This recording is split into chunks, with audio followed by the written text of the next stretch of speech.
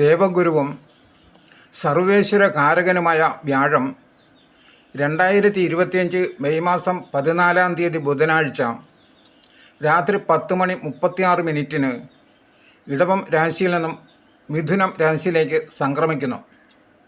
വ്യാഴം നൽകുന്ന ഫലങ്ങൾ ഗുണമായാലും ദോഷമായാലും കാലതാമസം കൂടാതെ പെട്ടെന്ന് തന്നെ ലഭിച്ചു തുടങ്ങും എന്നത് ഈ ഗ്രഹത്തിൻ്റെ പ്രത്യേകതയാണ്.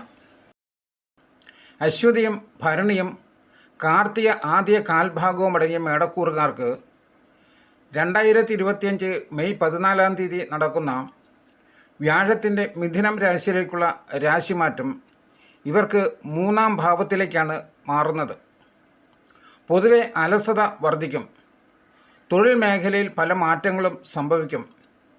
ജീവിതത്തിൻ്റെ പല മേഖലകളിലും തടസ്സങ്ങൾ നേരിടുന്നതാണ്. അലസത ഉപേക്ഷിച്ച് കഠിനാധ്വാനത്തിൽ ശ്രദ്ധ കേന്ദ്രീകരിക്കുവാൻ കഴിഞ്ഞാൽ നേട്ടങ്ങൾ ആർജിക്കുവാൻ കഴിയും. മതപരമായ കാര്യങ്ങളിൽ സജീവമായി പങ്കെടുക്കും. തീർത്ഥയാത്രകൾക്കും അവസരം ഉണ്ടാകും. ജീവിത പങ്കാളിയുടെ പ്രോത്സാഹനവും സഹകരണവും ലഭിക്കും. സഹോദരങ്ങളുമായുള്ള ബന്ധം കൂടുതൽ കരുത്താർജിക്കും. ബിസിനസ്സിൽ പുരോഗതി ഉണ്ടാകും. 7, 9, 11 എന്നീ ഭാവങ്ങളിലേക്ക് വ്യാഴത്തിൻ്റെ പൂർണ്ണ ദൃഷ്ടി ഉള്ളതിനാൽ ബിസിനസ് വിപുലീകരണം സാധ്യമാകും. ദാമ്പത്യത്തിൽ പരസ്പര ഐക്യം വർദ്ധിക്കുന്നതാണ്. പരസ്പര ബന്ധങ്ങളിലെ പ്രശ്നങ്ങൾ പരിഹരിക്കാൻ കഴിയും.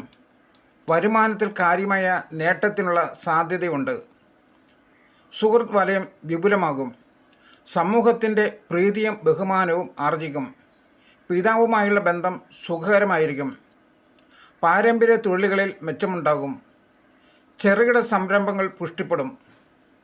സ്വയം അധ്വാനിച്ചുള്ള കൃഷിയിൽ ലാഭം പ്രതീക്ഷിക്കാം. അന്യദേശത്ത് കഴിയുന്നവർക്ക് പുതിയ ജോലിക്കായി ശ്രമിക്കേണ്ടി വന്നേക്കാം. തൊഴിൽ സാഹചര്യം ഏറെക്കുറെ അനുകൂലമാകും. വിവാഹ തടസ്സങ്ങൾ നീങ്ങും.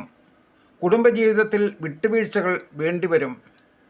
ആശ്രിതരുടെ സഹകരണം ലഭിക്കും. കലാരംഗത്ത് പ്രവർത്തിക്കുന്നവർക്ക് പുതിയ അവസരങ്ങളും പണവും പ്രശസ്തിയും ലഭിക്കും. ഉന്നത സ്ഥാനീയരുടെ സഹായം ഉണ്ടാകും. വിദേശത്ത് ജോലി ആഗ്രഹിക്കുന്നവർക്ക് പരിശ്രമം വിജയിക്കുന്നതാണ്.